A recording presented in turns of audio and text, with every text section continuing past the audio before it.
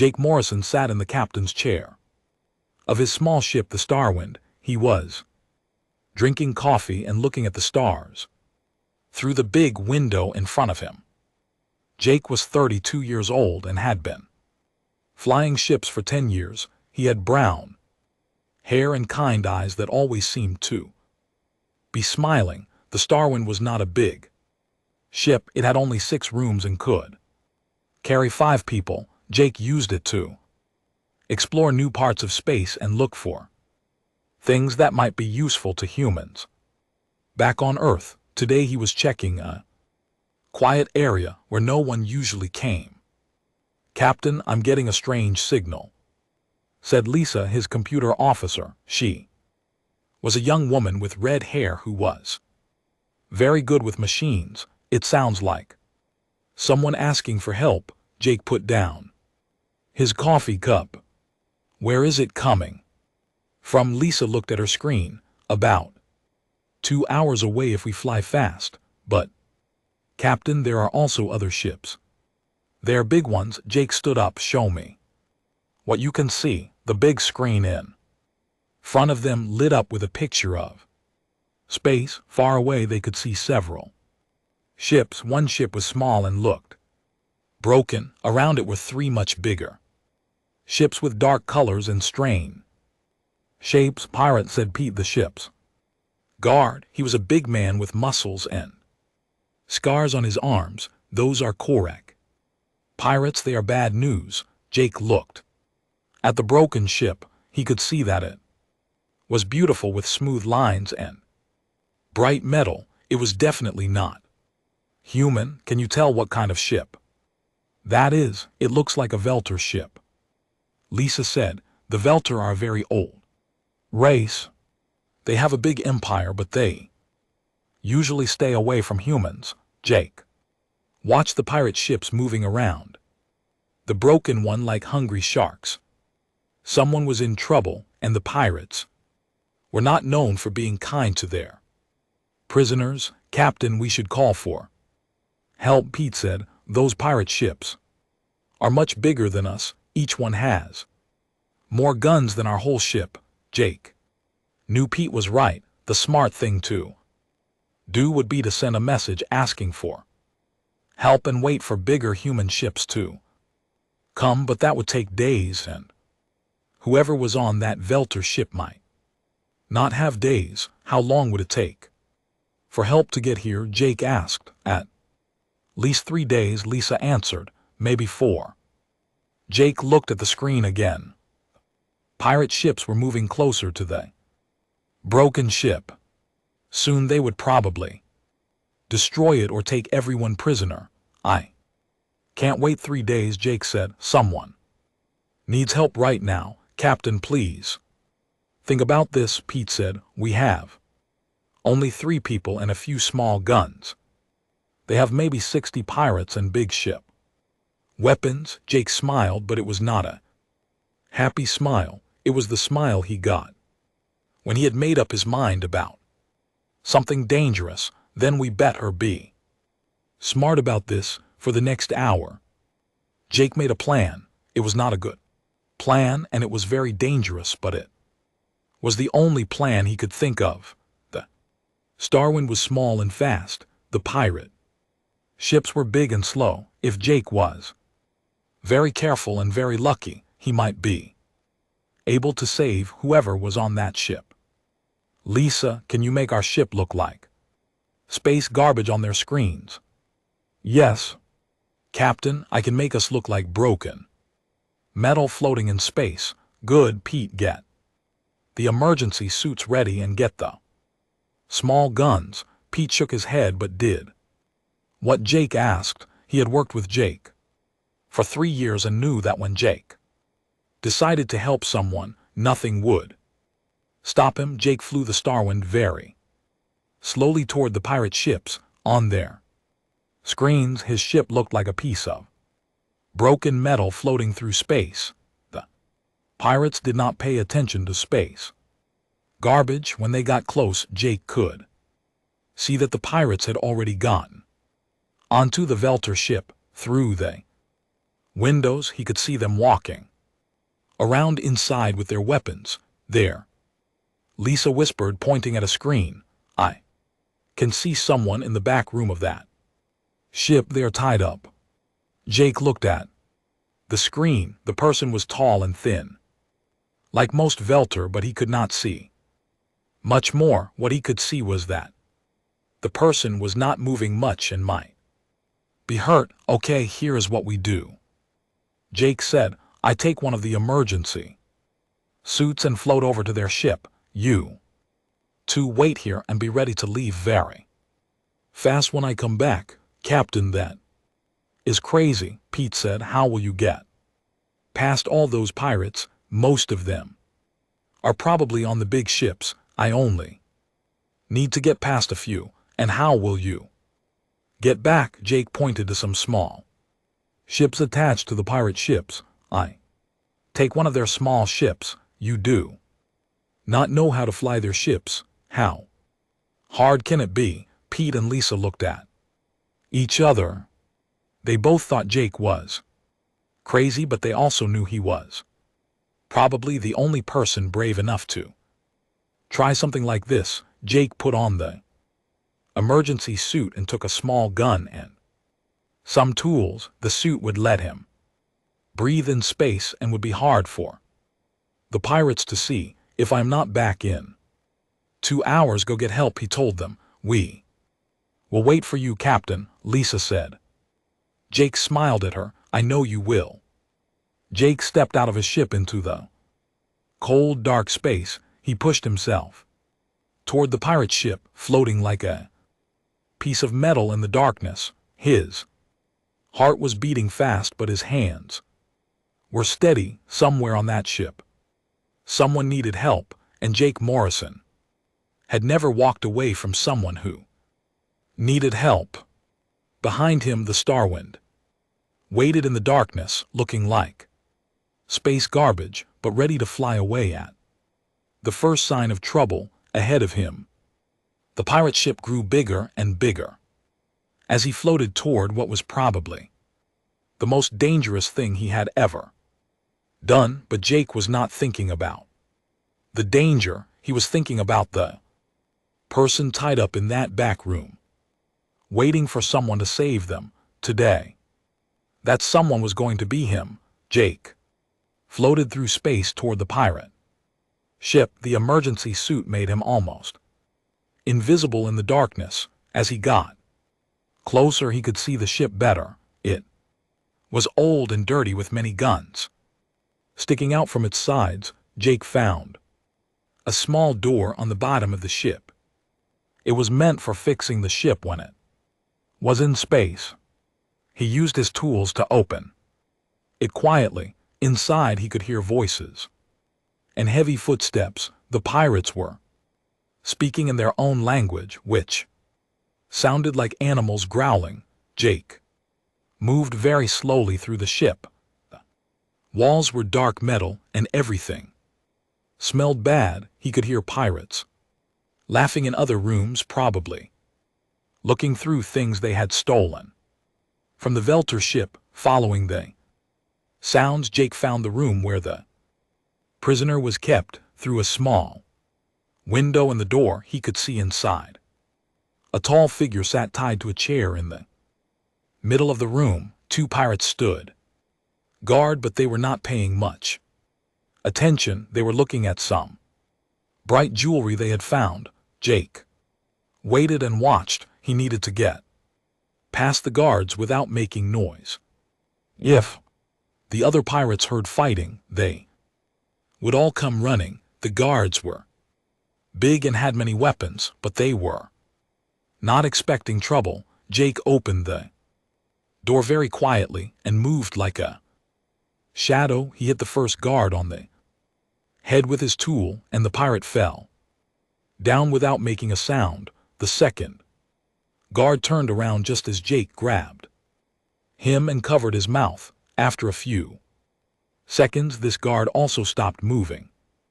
Jake looked at the prisoner for the first time. She was a female Velter, but she was different from any alien he had seen before. She was beautiful with blue skin that seemed to shine and long silver hair. Her clothes were white and gold and even tied up. She looked like someone very important. I am here to help, Jake whispered as he cut the ropes around her hands. The female looked at him with large, bright eyes. You are human, she said in perfect English. Her voice was soft but strong. Yes, my name is Jake. We need to live. Right now, she stood up and Jake could see she was hurt. Her arm was bleeding, and she moved like her leg was also damaged. I am Princess Zara of the Velter Empire, she said. These pirates attacked my ship and killed my guards. I thought I was going to die here. Not today, Jake said. He gave her his extra gun. Can you walk? I can try. Good. We need to get to their small ships. Can you fly one of those? Princess Zara looked surprised. You want to steal their ship? It is the only way out of here. They moved through the dark halls of the pirate ship.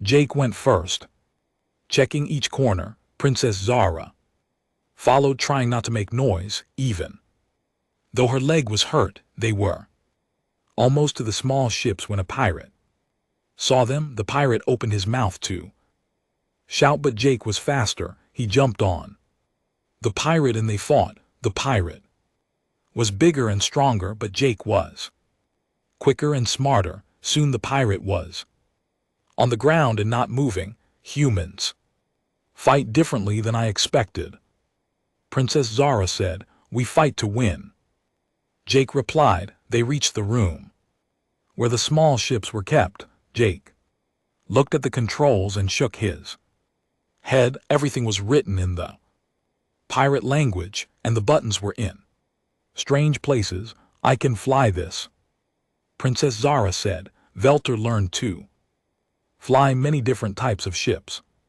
Then, let's go. Princess Zara started the ship while Jake watched the door. He could hear pirates shouting now. They had found the guards he had knocked out. The small ship lifted off just as pirates ran into the room with their guns. Jake and Princess Zara flew out of the big ship and into open space. There is my ship, Jake said, pointing to the Starwind, but the pirates were now awake and angry. The big pirate ship started shooting at the small ship. Princess Zara was a good pilot, but the small ship was not very fast and had no guns.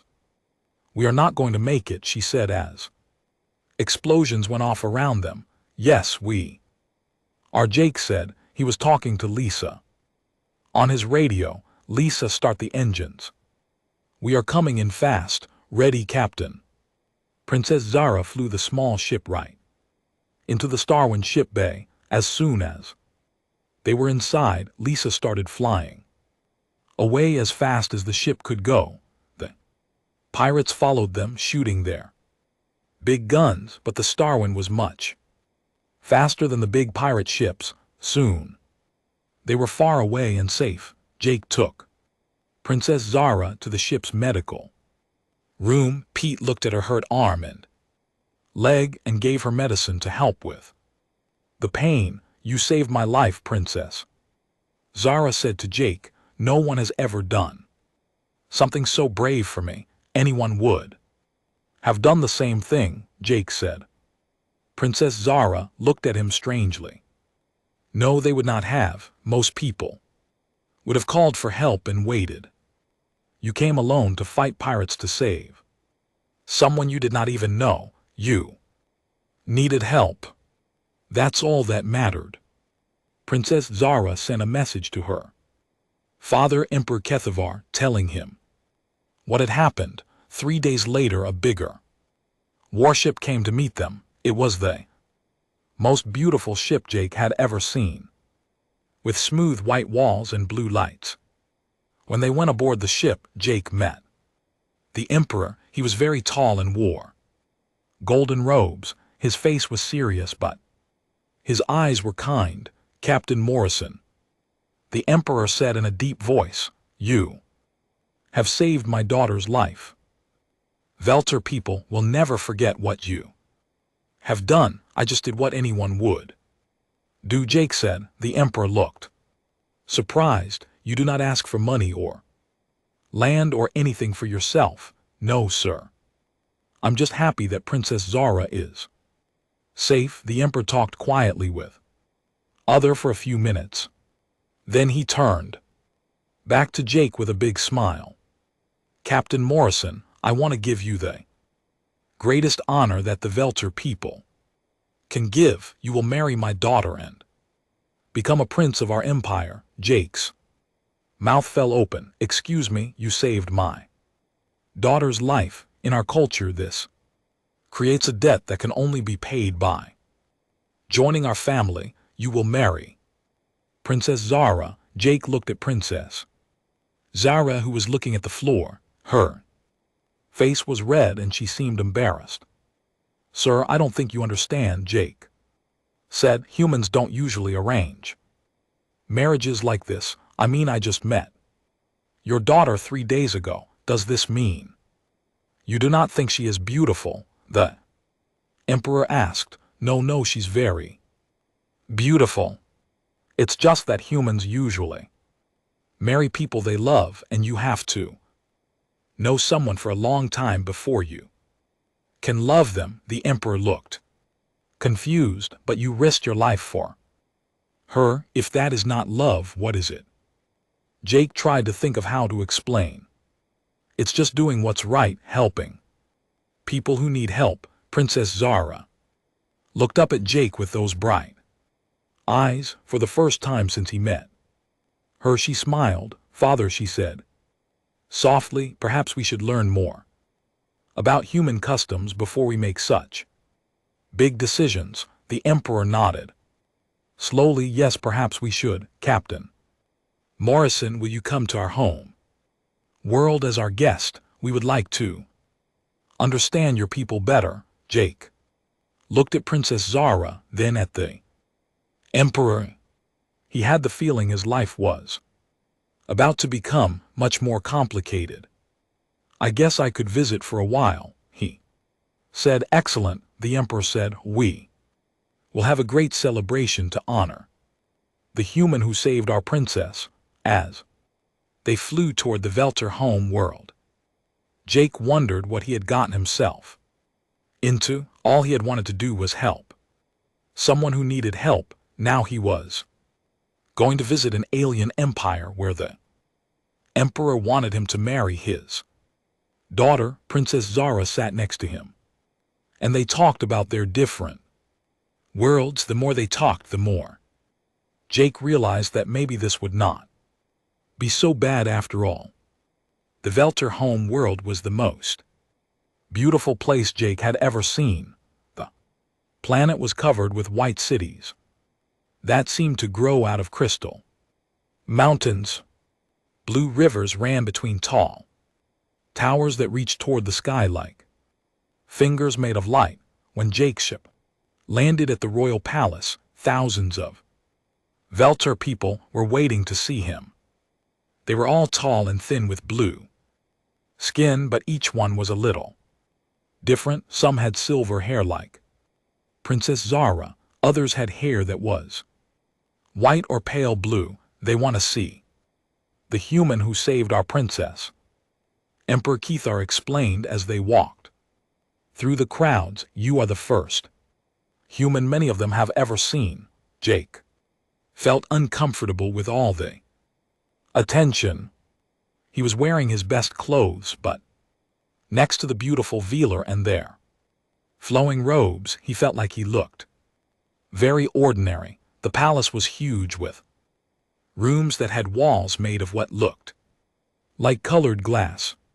Everything was clean and bright, and Jake could hear soft music coming from somewhere he could not see. Captain Morrison will stay in the guest rooms, the emperor announced to his advisors. Tomorrow we will begin the ceremonies. What ceremonies? Jake asked. Princess Zara walked beside him as servants showed him to his rooms. Father wants to make sure you are worthy to marry into the royal family, she said. Quietly, there will be tests, tests. What kind of tests? Tests of wisdom, strength and honor. Do not worry, I will help you understand our ways. That night Jake had dinner with the royal family. The food was strange but good, and everyone was very polite to him. But he could hear the other nobles talking quietly to each other, and he could tell that not everyone was happy about the emperor's plan. After dinner, an Oldar with white hair and expensive robes came to talk to Jake.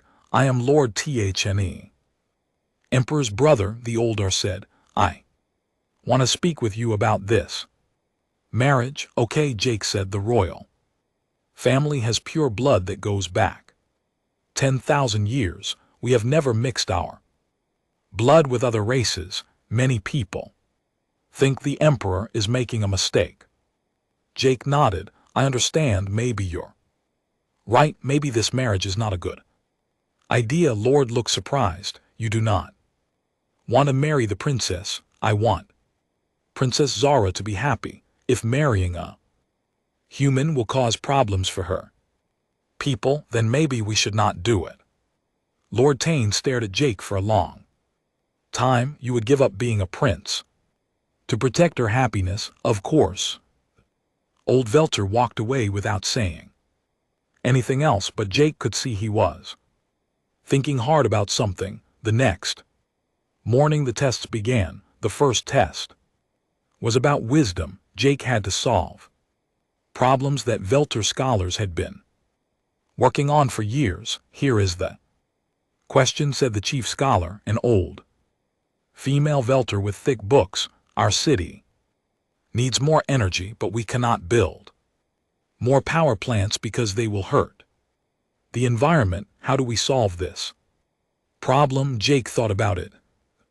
Velter were very smart, but they always tried to solve problems in complicated ways. Why not put the power plants in space? Jake said. Build them near the sun and send the energy down to the planet with beams of light.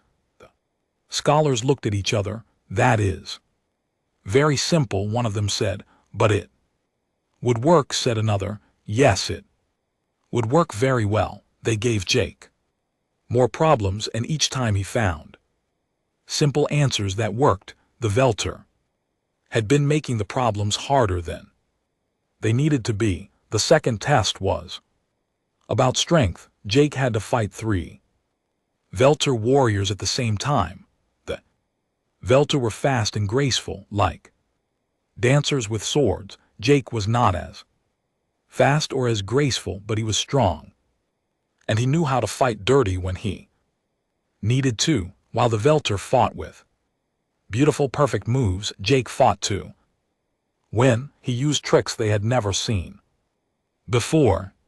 When the fight was over, Jake had won, but he was covered with bruises and cuts. You fight like a wild animal, one of the warriors said, but he was smiling. I have never seen anyone fight like that. Humans fight to survive, Jake said. We do whatever works. The third test was about honor. They put Jake in a room with a chest full of gold and jewels and told him he could take whatever he wanted. No one would watch him or stop him. Jake looked at all the beautiful things in the chest. Some of the jewels were bigger than his fist and probably worth more money than he would make in his whole life. He closed the chest without taking anything. When the test was over, Lord Fane asked him why he had not taken any of the treasure. Because it was not mine, Jake said, but no one would have known. I would have known. That evening, Princess Zara came to visit Jake in his rooms. She brought tea and sat down to talk with him. You did very well on the tests, she said. Many people are surprised. Your uncle thinks I'm not good enough for you. My uncle thinks Many things, what do you think, Jake? Looked at her, Princess Zara was beautiful, but more than that she was smart and kind. Any man would be lucky to marry her. I think you should marry someone you choose, not someone your father chooses for you. Princess Zara smiled. What if I chose you? You don't know me well enough to choose me. Then tell me about yourself. Tell me about humans. So Jake told her about Earth and about human families. He told her about how humans could choose who they wanted to marry and how they fell in love. He told her about friendship and freedom and the way humans helped each other. Princess Zara listened carefully to everything he said. Humans sound very different from us, she said. We are taught that duty and honor are the most important things, but you saved my life not because of duty but because you wanted to help. Yes, and you would give up marrying me if you thought it would make me unhappy. Yes. Princess Zara was quiet for a long time. Then she said, I have never met anyone like you before. Over the next few days, Jake learned more about culture. Everything they did was about tradition and following rules. Children were told what to study, where to live, and who to marry. Everyone had their place and no one questioned it. But Jake also saw that some younger were not happy with the old ways. They wanted to make their own choices and live their own lives. Princess Zara showed Jake around the city. She took him to schools and markets and places where ordinary lived and worked. Many young people ask me about humans now. She told him they want to know about a race that lets people choose their own lives. What do you tell them? I tell them that freedom can be scary, but it can also be wonderful. As they walked through the city, Jake noticed that people looked at Princess Zara differently now. She seemed happier and more relaxed than when he first met her. You have changed, he told her. How? You smile more, you seem more yourself. Princess Zara stopped walking and looked at him. You have changed too. When you first came here, you were ready to leave. Now you seem more comfortable. Jake realized she was right. He was starting to understand the Velter people and their ways. They were not so different from humans. They wanted to protect their families and live good lives just like everyone else. That night, Lord Thne came to see Jake. Again, you have passed all the tests, the old Velter said, but I have one more question for you. What is it? Do you love my niece? Jake thought about Princess Zara and the time they had spent together. I am starting to care about her very much, but love takes time, and if you had that time, Jake smiled, then I think I could love her very much. Lord Thne nodded. That is the answer I hope to hear. The Emperor has decided that you and Princess Zara will have 6 months to get to know each other before any marriage takes place, and if we decide we don't want to get married, then you will be free to choose your own path. My brother has learned much about human customs. He wants his daughter to be happy, not just to follow tradition. Jake felt relieved. 6 months was enough time to know if what he felt for Princess Zara was real love or just friendship. As he went to sleep that night, Jake thought about how much his life had changed. He had come to save a stranger and might end up finding love in a place he never expected. Outside his window, the crystal towers of the city glowed with soft blue light under the stars. Jake had been on the home world for 2 months when the alarm started ringing. He was in the palace garden with Princess Zara teaching her a human card game when the sky filled with The sound of warning bells. What's happening? Jake asked. Princess Zara looked up at the sky with worry in her eyes. Attack alarm. Someone is attacking our world. They ran inside the palace, where Emperor Kethvar was talking quickly with his military commanders. On a big screen, they could see many dark ships coming toward the planet. How many ships? The Emperor asked. 50 warships, sir, said General Vex, a tailor with scars on his face. Maybe more coming behind them. Jake looked at the screen. The ships looked familiar. Those are Korak pirates, he said. Same ones who captured Princess Zara. Impossible, General Vex said. We destroyed their main fleet 6 months ago. Looks like they got more ships, Jake said, and they're angry. Princess Zara stood next to her father. How did they get past our border guards? They came from the dead zone, General Vex explained, the area of space where our sensors don't work well. By the time we saw them, they were already too close to stop. Emperor Kethvar looked at the screen with a dark expression. How long do we have? They will be here in 4 hours, the general said. And our fleet, most of our ships are away on patrol. We have only 12 warships here to protect the planet. Jake did quick math in his head. 12 ships against 50 was not good odds, even for the advanced Velter warships. What's your plan? Jake asked.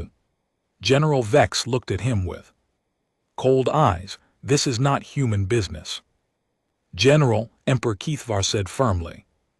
Captain Morrison saved my daughter from these same pirates. His advice might be valuable. Thank you, sir, Jake said. He looked at the screen again.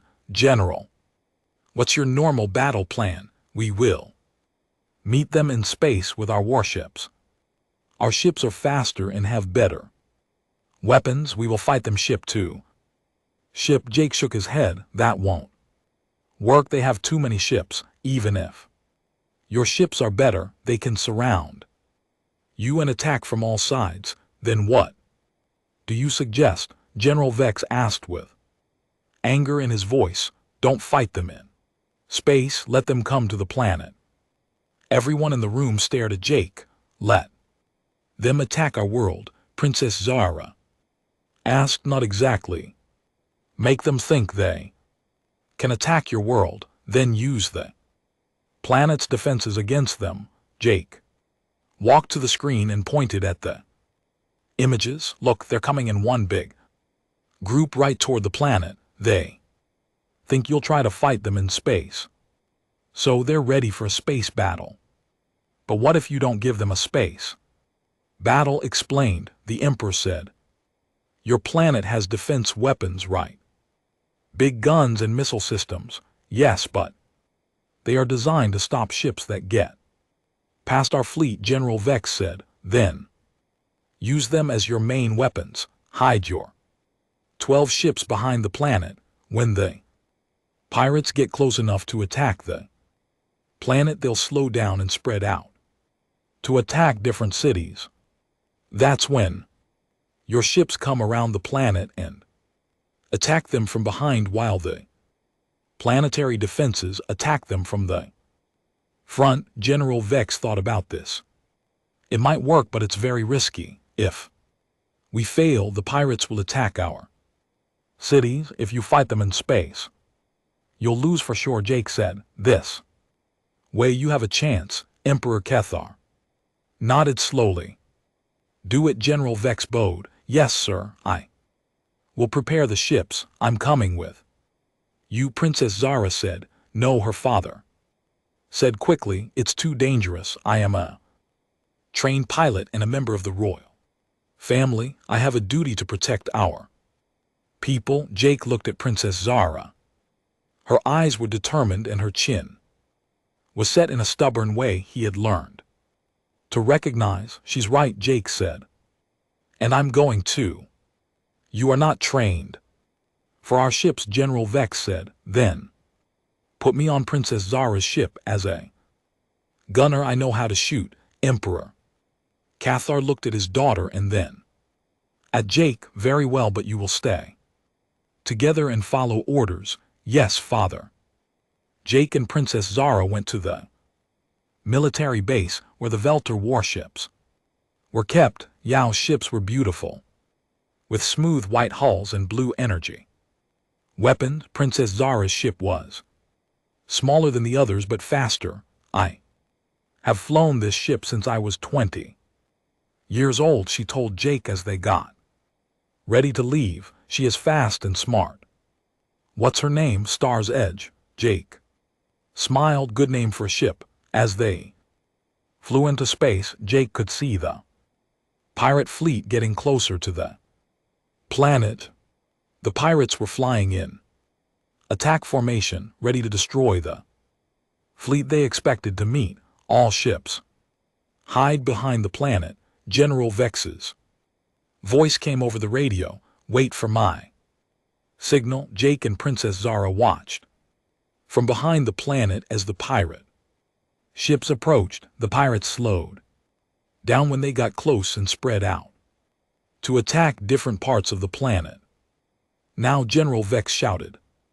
The 12 Velter ships flew around the planet and attacked the pirates from behind. At the same time, the planet's big defense guns started shooting at the pirates from the front. The pirates were surprised and confused. They had expected to fight in space, not to be trapped between ships and planetary defenses. It's working, Princess Zara said as they watched pirate ships explode. But the pirates were not finished. They quickly changed their plan and started attacking the Velter ships with everything they had. Stars Edge helped the general ship. Came a voice over the radio. He's in trouble. Princess Zara turned their ship toward General Vex's warship. 3 pirate ships were attacking it and the general's weapons were damaged. Can you get us close? Jake asked. How close? Close enough for me to hurt them. Princess Zara flew their ship right between the pirate ships and General Vex's ship. Jake used the ship's guns to shoot at the pirates while Princess Zara used her flying skills to avoid getting hit. You're both crazy, General Vex said over the radio, but Jake could hear that he was smiling. Working together, Jake and Princess Zara saved the general ship and helped destroy 2 of the pirate ships. The 3rd pirate ship tried to run away, but Princess Zara was faster and Jake's shooting was accurate. The battle continued for 2 hours. The pirates fought hard, but they could not fight both the Velter ships and the planet's defenses at the same time. One by one, the pirate ships were destroyed or driven away. When it was over, 37 pirate ships had been destroyed and the rest had run away. The Velter had lost only 2 ships. Captain Morrison, General Vex said when they landed back on the planet. Your plan worked perfectly. You saved our world. We all did it together. Jake said. No, Princess Zara said, putting her hand on Jake's arm. You showed us a new way to think about fighting. The Velter always fight with honor and tradition, but you taught us to fight smart. That night there was a big celebration in the city. The people cheered for their defenders and for the human who had helped save them. Jake and Princess Zara walked through the celebration together. They had been through danger together and had worked as a team to protect her people. I was scared today, Princess Zara said as they sat by a fountain in the palace garden. Me too, but I was not scared when I was flying with you, even when those pirate ships were shooting at us. I felt safe because you were there. Jake looked at her beautiful face in the light from the fountain. You are amazing today. You're the best pilot I've ever seen. My father always said I was too wild to be a proper princess. Today, being wild helped save our world. They sat together in the quiet garden, while the celebration continued in the city below. Jake realized that somewhere between the card games and the space battle he had fallen in love with Princess Zara. Zara, he said softly. Yes, I love you. She looked into his eyes and smiled. I love you too, Jake. I think I have loved you since the day you saved me. But I was afraid to admit it. Why were you afraid? Because loving you means choosing to be different from other princesses. It means choosing my own path instead of following tradition. Jake took her hand. Are you ready to choose your own path with you? Yes, I am. They kissed under the stars while fireworks lit up the sky above the city. Jake had come to this world to save a princess, but he had found something much more important. He had found love and a new home among the stars. Tomorrow they would tell Emperor Kethar that they wanted to marry, not because of duty or tradition, but because they loved each other. Tonight they would just hold each other and watch the celebration of victory in the city below.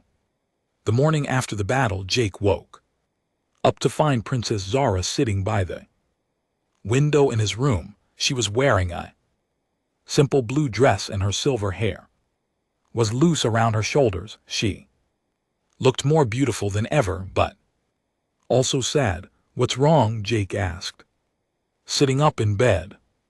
I have been thinking all night, she said without looking at him, about us, about what happened yesterday, about everything. Jake felt his heart sink, and then I realized something. You could leave this world and go back to your own people anytime you want, but if we marry, I can never leave. This will always be my home, my duty, my life. Zara, what are you saying? She turned to look at him with tears in her bright eyes. I'm saying that maybe we are too different. Maybe love is not enough. Jake got up and sat beside her. Do you want me to leave? No. But I think maybe you should. Why? Because staying here will change you. You will become more like us and less like the human who saved my life. I don't want to take away who you are. Jake took her hands in his. Zara, look at me. She looked into his eyes. I love you, he said, not because you're a princess or because your father wants me to marry you. I love you because you're brave and kind and smart. I love you because when those pirates were shooting at us yesterday, you never gave up. I love you because you care more about my happiness than your own, but your life on Earth was lonely. I spent my time flying through space by myself, looking at empty planets and thinking about how nice it would be to have someone to share it with. Now I've found that someone. Before Princess Zara could answer, there was a knock on the door. Emperor Kethar came in, followed by Lord Thne and General Vex. Good morning, the Emperor said. I hope we are not interrupting anything important. Actually, sir, we were just talking about our future, Jake said. Good, that is what we came to discuss. The Emperor sat down in a chair while the others stood behind him. Captain Morrison, you have proven yourself to be a man of great courage and wisdom. Yesterday you helped save our world, but I have a confession to make. What kind of confession? Emperor Kethar looked a little embarrassed. The marriage proposal I made to you was not really about repaying a debt. Jake and Princess Zara looked at each other. What do you mean? Princess Zara asked. When you saved my daughter, I could have given you money, land, ships, anything you wanted, but you wanted nothing. This told me that humans are different from other races we have met. Lord Thne stepped forward. For 10,000 years the Velter have been alone in this part of space. We are strong, but we are few. Other races fear us or try to use us. But they do not understand us. But humans, General Vex added, humans fight. Like us, they protect the innocent and they do not give up. Yesterday proved that humans and Velter can work together as equals. Emperor Kethvar nodded. The marriage proposal was my way of creating a bond between our peoples. I thought that if my daughter married a human, it would show everyone that humans and could be allies. So you were using us, Princess Zara said, and Jake could hear anger in her voice. I was her father, admitted, but then I saw you together. I saw how you looked at each other, how you worked together in battle, how you made each other happy. I realized that what started as politics had become real love. So what happens now? Jake asked. Now you choose, the Emperor said. If you want to marry my daughter because you love her, the Velter Empire will welcome humans as honored allies. If you choose to return to your own people, we will still be friends, but it will be different. Jake stood up and walked to the window. Outside he could see the crystal city of the Velter gleaming in the morning sun. Children were playing in the streets and people were going about their daily lives just like on Earth. What would happen to the Alliance if I left? He asked. There would be no alliance. Lord said the marriage was meant to be a symbol. Without the symbol, there is no bond between our peoples. So if I leave, humans and remain strangers. Yes, Jake thought about this. He thought about Earth and his small ship and his lonely life exploring empty planets. Then he thought about Princess Zara and the way she smiled when she was happy. He thought about the battle yesterday and how perfectly they had worked together. What do you think? He asked Princess Zara. I think, she said slowly, that love is the best reason to do anything. If you stay because you love me, then everything else will work out. If you stay for politics or duty or anything else, then we will both be unhappy. Jake smiled. Then I guess the question is simple. Do I love you enough to stay here for the rest of my life? Do you? Yes, Jake said without hesitation. Yes, I do, Princess Zara. And LT Unk and GT's face lit up with joy. She ran to him and hugged him tight. But Jake said, I have some conditions. Emperor Kethvar raised an eyebrow. Conditions? First, we get married because we want to, not because we have to. Second, Princess Zara and I will visit Earth so she can meet my family and see where I come from. Third, other humans who want to visit the Velter Empire will be welcome here. And fourth, the Emperor asked, fourth, you stop calling me Captain Morrison. If I'm going to be your son-in-law, call me Jake. The Emperor laughed. Those are reasonable conditions, Jake. The wedding was held 3 months later. It was the biggest celebration in Velter history. Humans came from Earth to attend, and representatives from other alien races came to see this unusual marriage.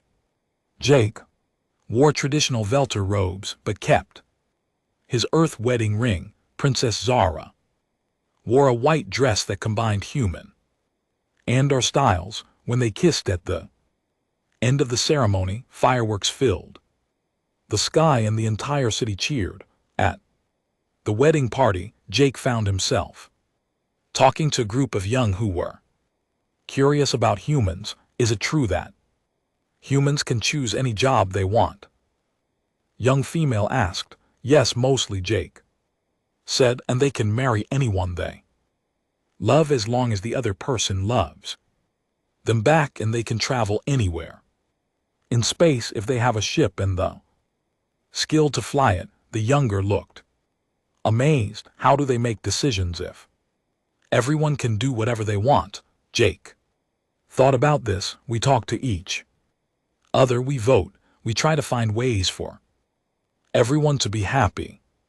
But what if people make bad choices? Then they learn from their mistakes and try to make better choices next time. An old who had been listening shook his head. That sounds like chaos. Sometimes it is, Jake admitted, but it's also freedom, and freedom makes people want to be their best selves. Princess Zara joined the conversation. Jake has taught me that following rules is not the same as being good. Being good means choosing to help others even when no one is watching. Later that night, Jake and Princess Zara stood on the balcony of their new home. They could see the whole city spread out below them, with the spaceport in the distance where human and our ship sat side by side. Are you happy? Princess Zara asked. Very happy. Are you? Yes, but I'm also excited. About what? About the future, about the things humans and can do together, about the children we will have who will be both human and Veeler. Jake put his arm around his wife. Do you think our children will be as stubborn as their mother? I hope so, and I hope they will be as brave as their father. Year later, Jake started a school. Young could learn about human ideas like freedom and choice. Princess Zara started an exchange program where young humans could come to the world to learn about honor and duty. The alliance between humans and Velter became the strongest friendship in that part of space. Other alien races began to notice humans and wanted to learn more about this small species that had won the respect of the ancient Velter Empire. Jake often thought about the day he had heard that distress signal in space. He had been just a lonely human in a small ship trying to help someone in trouble. He had never imagined that his simple choice to do what was right would change his life and bring two worlds together. But that was the human way. Humans didn't help people because they expected rewards or because they were told to. They helped because it was right. They fought for others because someone had to. They never gave up because giving up meant letting good people suffer. And in a galaxy full of ancient empires and powerful races, that simple human idea that everyone deserved help when they needed it was the most powerful force of all. On quiet evenings, Jake would sit with Princess Zara and tell her stories about Earth, and she would tell him stories about the ancient Veeler and their long history among the stars. Their children, when they came, would grow up knowing both stories. They would be citizens of two worlds and inheritors of the best of both races. They would carry forward the human gift of compassion and the Velter tradition of honor, and perhaps one day they would hear a distress signal in space and choose to help, not because it was their duty, but because it was right, because that was what it meant to be human, and now it was what it meant to be part of the family that Jake Morrison had found among the stars.